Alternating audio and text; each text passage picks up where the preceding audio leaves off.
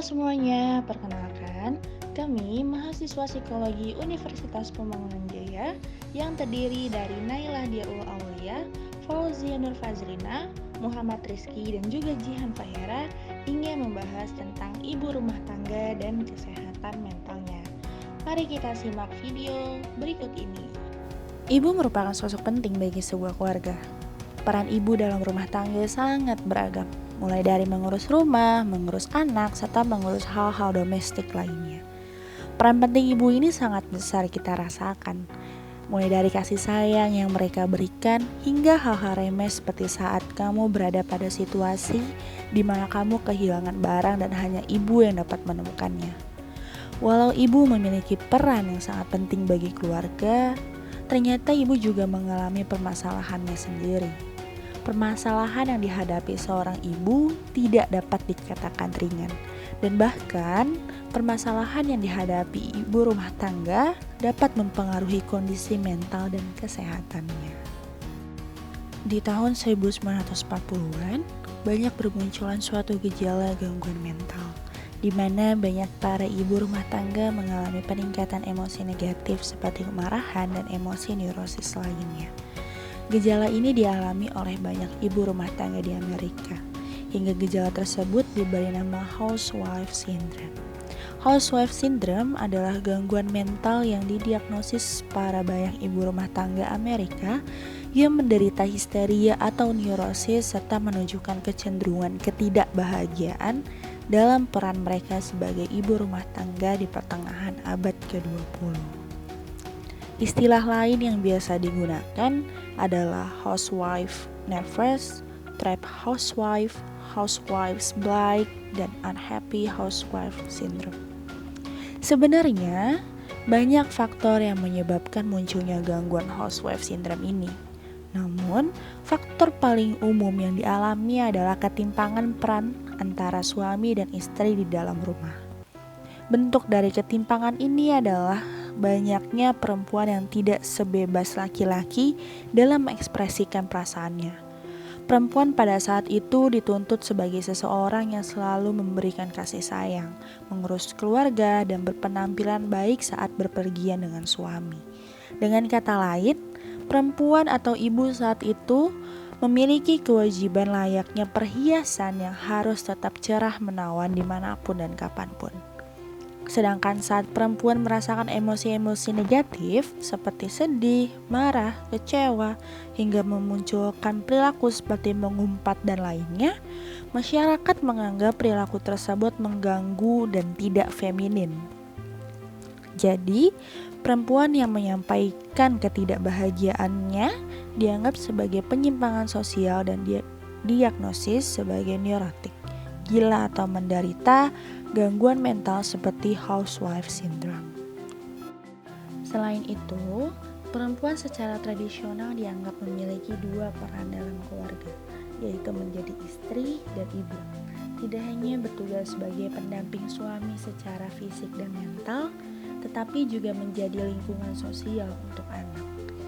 Ibu rumah tangga memiliki peran yang berat, meskipun tidak bekerja dan melimpahkan seluruh waktunya di rumah, bukan berarti ia terlepas dari segala tekanan yang dapat mempengaruhi kesehatan mentalnya.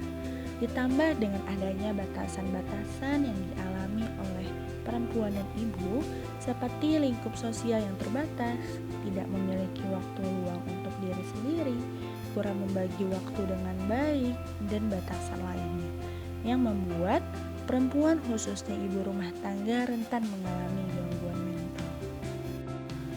Dr. Rila Fitrina, seorang dokter spesialis kedokteran jiwa, menyatakan bahwa ibu rumah tangga sangat rentan untuk mengalami stres, kecemasan, dan depresi. Kondisi ini dapat terjadi pada ibu rumah tangga akibat beberapa faktor, antara lain adanya masalah dalam rumah tangga, kurangnya dukungan dari pasangan atau keluarga terdekat, mendapatkan tekanan yang sama setiap hari, kondisi lingkungan sekitar yang kurang mendukung, membandingkan tumbuh kembang anak dengan anak lain, dan sering dihakimi. Selain itu, mengambil komitmen sebagai ibu rumah tangga bukanlah pekerjaan yang mudah. Seorang ibu rumah tangga dihadapkan dengan berbagai macam tugas dan kegiatan yang rutin secara terus-menerus setiap harinya. Hasil penelitian yang dilakukan oleh Nur Hadi pada tahun 2009 menyimpulkan bahwa pekerjaan dan tugas kerumah tanggaan tidak mempunyai nilai tukar ekonomis. Oleh karena itu, tugas tersebut cenderung dianggap rendah. Pekerjaan rumah tangga cenderung dianggap remeh. Hal ini bisa semakin membuat ibu menjadi kurang percaya diri, merasa tidak berguna, mudah marah, dan menjadi depresi. Ibu rumah tangga akan lebih mudah tersulut emosi ketika terlalu memikirkan kebutuhan keluarga yang harus dipenuhi. Padahal, memenuhi kebutuhan diri sendiri juga tak kalah pentingnya. Pertanyaan yang muncul saat ini adalah, mengapa hal tersebut dapat terjadi? Jawaban tentu akan sangat beragam. Namun dapat dipastikan, peran gender tradisional yang kaku dan banyak diterapkan di dalam kehidupan berumah tangga menjadi salah satu jawabannya. Saat ini, gender masih banyak dicampur adukan oleh istilah kodrat, seperti jika perempuan mengerjakan pekerjaan yang dianggap oleh masyarakat itu sebagai pekerjaan laki-laki, maka hal tersebut dianggap menyalahi kodrat. Akibat adanya perbedaan kodrat laki-laki dan kodrat perempuan, timbul anggapan dan kebiasaan di mana laki-laki memiliki peran sosial tertentu yang berbeda dengan perempuan. Begitupun sebaliknya. Perempuan yang dianggap mempunyai kewajiban dalam urusan domestik, adanya status ibu rumah tangga atau hanya ikut suami, berpengaruh pada lemahnya posisi perempuan untuk menguasai, mengakses, dan mempengaruhi dalam proses pengambilan keputusan di rumah tangga maupun di masyarakat setempat. Pada dasarnya, pada saat perempuan atau seorang ibu mau dengan konsen menyatakan bahwa mereka mengikuti konstruksi peran gender ini, maka hal tersebut tidak menjadi masalah. Namun, saat perempuan atau ibu merasa dipaksa untuk mengikuti konstruk peran gender ini, maka hal tersebut yang menjadi muncul banyak isu pada perempuan dan ibu.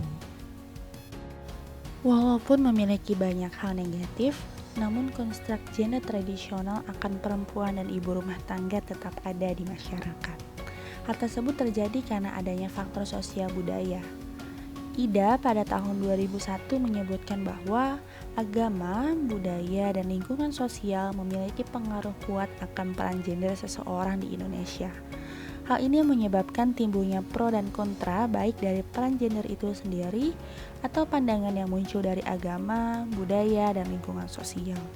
Perlawanan akan konstruk yang muncul karena agama terlihat dilakukan oleh organisasi perempuan muslim seperti Muslimat dan juga Aisyah. Kedua organisasi ini berusaha untuk reinterpretasi peran gender menurut agama yang dirasa tidak sesuai dan merugikan satu pihak. Sebenarnya, banyak solusi yang dapat dilakukan dalam mengurangi stres akibat ketimpangan peran gender pada ibu rumah tangga. Tidak diperlukan usaha banyak seperti mengubah tatanan konstruk gender di masyarakat atau lainnya. Namun, lebih berbagi peran aktif dalam urusan rumah antara suami dan istri. Suami dan istri dapat berbagi peran dalam rumah, seperti suami mengurus anak dan istri membersihkan rumah, dan sebaliknya atau bentuk kerjasama lainnya. Kesempatan istri untuk dapat bekerja juga dapat membantu meringankan beban suami. Pada intinya, pengertian sama-sama membangun rumah tangga perlu diinterpretasi kembali dari pembangunan dengan membagi masing-masing tugas dan peran menjadi sama-sama membangun dengan keterlibatan aktif antara kedua belah pihak.